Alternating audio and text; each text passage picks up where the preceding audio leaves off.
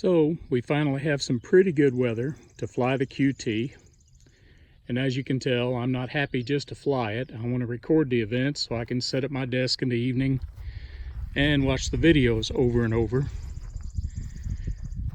The setup looks kind of odd, but I found out several years ago that as long as the modifications don't warp the wings or twist the wings, and as long as the center of gravity is brought back to where it was to begin with, a lot of these airplanes will tolerate some pretty silly stuff.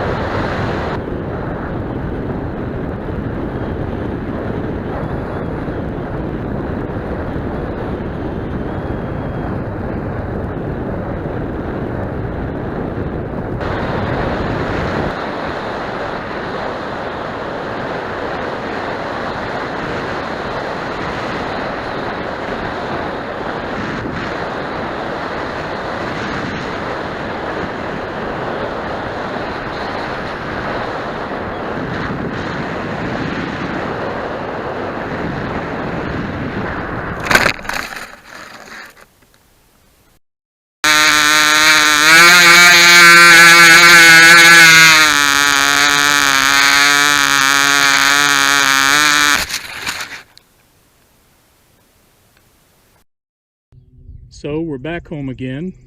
Pretty successful flight, although the little Spitfire did start to lean out during the flight, and I don't have a way to kill it, so I just had to point the QT into the wind and dump it in the grass. We'll see what the video shows.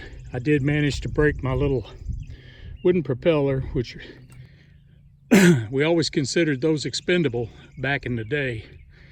But I want to make these last as long as possible. Still, it's part of the risk, and I've got a nice complete airplane otherwise.